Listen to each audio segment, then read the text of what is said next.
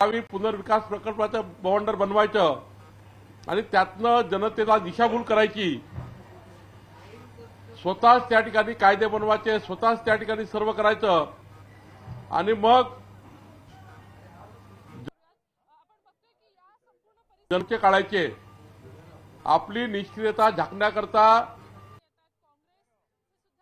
निवडणुका डोळ्यासमोर ठेवून जेव्हा त्यांच्या पायाखालची जमीन घसरली आहे, जेव्हा सर्व शिवसेनेचे लोक सोडून गेले आहे, आजही शिवसेनेचे मोठे पक्षप्रवेश आमच्याकडे झाले आहे, उद्धव ठाकरे गटातले, आणि त्यामुळं जेव्हा पायाखालची वाळू चालली गेली, जेव्हा निष्क्रियता समोर आली, जेव्हा या महाराष्ट्राची जनता तुमच्यापासून दूर गेली, त्यामुळं आता मोर्चे काढून काही ना काही झाकाथापा करण्याचं काम उद्धव ठाकरे या मोर्चाच्या माध्यमातून करतायत।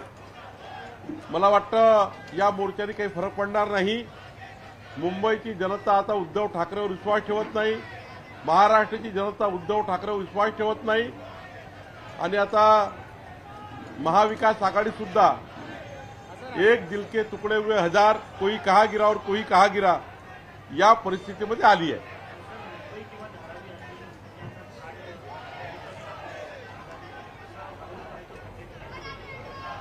मी सांगितलं ना की जेव्हा स्वतःची निष्क्रियता सक्रियताकडे दाखवण्याचा प्रयत्न करायचा असतो तेव्हा असे मोर्चे काढावे लागतात।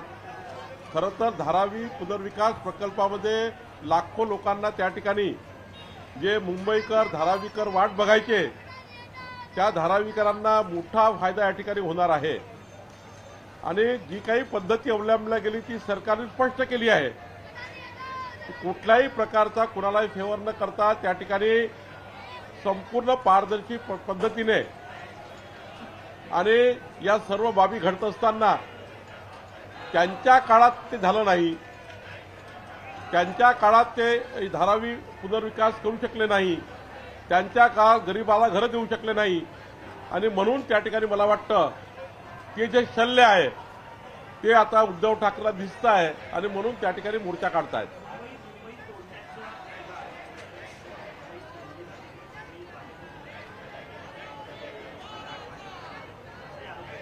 आमच्या वरिष्ठ नेत्यांनी यापूर्वी सांगितलं आहे, मी सांगतो आणि संपूर्ण महाराष्ट्राला मुंबईकरांना माहीत आहे की महाराष्ट्रापासून मुंबई तोडण्याच्या हिंमत कुणाच्या बापाची नाही, कुणाच्या पक्षाची नाही, कुणाची नाही आहे। त्यामुळं केवळ जनतेला कन्फ्यूज करण्याकरता हे त्या ठिकाणी बोलावं लागतं, पण जनता आता इतका विश्वास ठेवत नाही।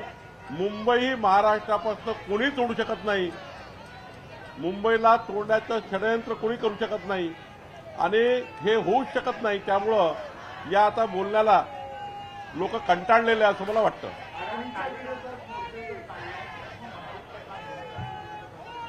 नाही, धारावीच्या पुनर्विकास प्रकल्पाचा जो काम उद्धव ठाकरेच्या काळात करता आलं असतं, उद्धव ठाकरेला जेव्हा अधिकार प्राप्त होते, जेव्हा त्याच्या सहीला महत्व होतं मुख्यमंत्री म्हणून, त्यांच्या काळात त्यांच्या निष्क्रियतेमुळे किंवा अनेक कारणामुळे, आज तुम्ही आरोप लावणार नाही, मला तेही माहिती आहे कुठल्या कारणाने तुम्ही मागं पडले, कुठल्या कारणाने तुम्ही होऊ दिलं नाही। त्यांच्या काळात ते करू शकले नाही, आमच्या काळात ते होत आहे आणि लोकांना घरं मिळत आहेत, धारावीकर एकदा चांगल्या ठिकाणी जाण्याचा प्रयत्न होणार आहे, त्यांचं जीवनमान उंचावणार आहे।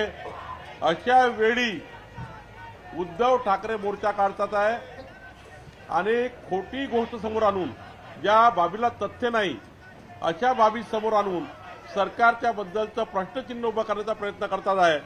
आणि म्हणून सरकारबद्दल प्रश्नचिन्ह उभं करताना ज्या पक्षाचं सरकार आहे त्या पक्षीय नेतृत्वाला आपली बाजू मांडणं आवश्यक आहे। आणि म्हणून मी या ठिकाणी उद्धव ठाकरेच्या ढोंगीपणाचा निषेध करण्याकरता आलो। मोर्चात गेले असतील ते उद्या जेव्हा बघतील असंच समजतील असं मला वाटतं।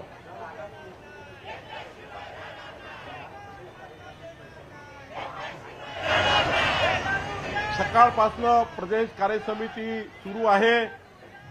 प्रास्ताविकामध्ये आशिष शेलारजींनी आजच्या राजकीय परिस्थितीबद्दलची मांडणी केली आहे. सुधीर मुनगंटीवारजींनी लोकसभा निवडणुकीचं त्या ठिकाणी तंत्र कसं असावं हे मांडलं आहे. माननीय विनोद तावडेजींनी पुढच्या 3 महिन्यामध्ये भारतीय जनता पक्षाचा संघटनात्मक प्रवास लोकसभा निवडणूक प्रवास मांडलेला आहे. माननीय नितीन गडकरीजींनी या ठिकाणी कार्यकर्त्यांना प्रचंड चांगलं मार्गदर्शन केलं आहे. देवेंद्रजींनी तर संपूर्ण 3 राज्याच्या निकालापासून महाराष्ट्राचं संपूर्ण विकासाचं मॉडेल मांडलेलं आहे. आणि आता पंकजाताई मी याचा समारोप करणार आहे. आमचे राष्ट्रीय सहसंघटन मंत्री शिवप्रकाशजी हे बूथस्तरीय योजनेचं त्या ठिकाणी मांडणी करणार आहे. केंद्रीय वर्ण अमित मालवियाजी आमच्या सोशल मीडियाचं प्रेझेंटेशन करताय. मला वाटतं आम्ही जो आता जे आम्हाला ब्रेड बटर मिळणार आहे या ठिकाणी संघटना मजबूत करणे 51% लढाई आम्ही लढू. 51% संघटना आम्ही मजबूत करू. ज्या ठिकाणी एकनाथ शिंदेजीकडे सीट्स असतील त्यालाही भाजपा पूर्ण ताकदीने ओन करेल.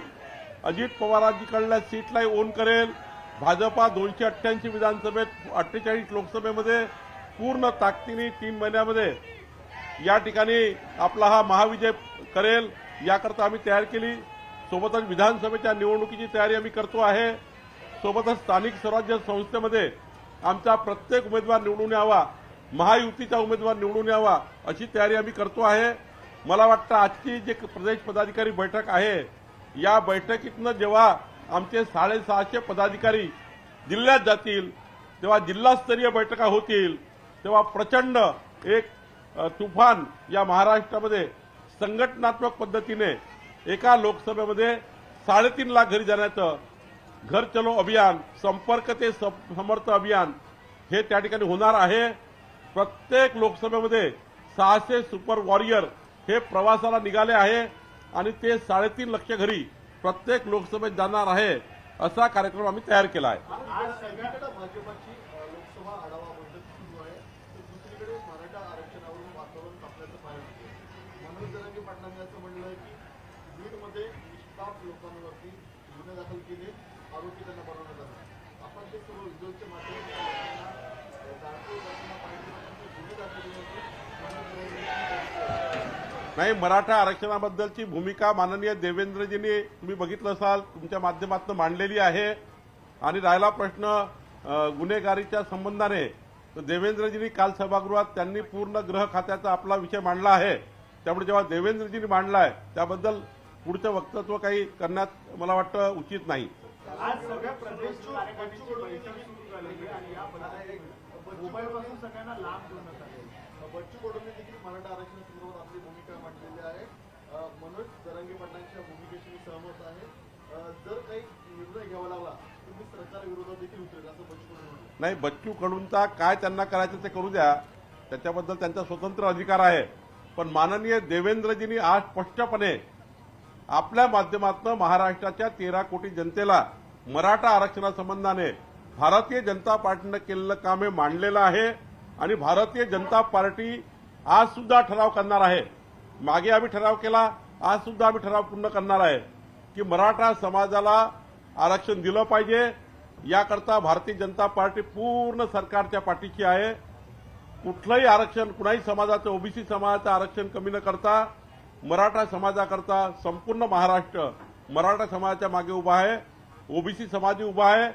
पण कुठल्याही समाजावर अन्याय करून मराठा समाजाला आरक्षण देणे ही बाब काही मान्य नाही आहे. आणि याच्याबद्दलची भूमिका आमची स्पष्ट आहे. आज मोबाईलपासून आज सगळ्या पदाधिकाऱ्यांना लांब ठेवण्यात आलं कारण की ज्या पद्धतीने सकाळपासून ही कार्यशाळा सुरू आहे तो मोबाईल बाद ठेवण्यासाठी नाही, सर्व ही पद्धती आहे संघटनेची. आता आपण स्टेजची पद्धत बघितली असाल, स्टेजवर सर्व नेतृत्व बसायचं, खाली कार्यकर्ते बसायचे.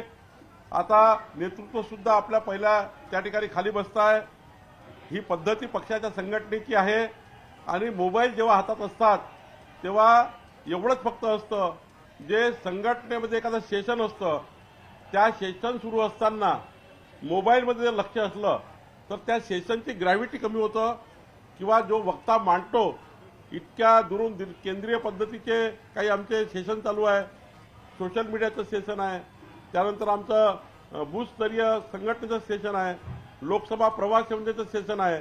अशा महत्त्वाच्या काळामध्ये जेव्हा केंद्रीय नेतृत्व येतं तेव्हा मोबाईलमध्ये आमचा नेता गुंतून राहू नये. त्यांनी एक एक गोष्ट कागदावर लिहून घेतली पाहिजे, प्रत्येक बाबीची नोटिंग केली पाहिजे आणि त्या नोटिंगवर पुढं संघटनात्मक काम केलं पाहिजे. एवढाच उद्देश आम्ही मोबाईलचा त्या ठिकाणी एक बॉक्स करून बाजूला ठेवलेला आहे.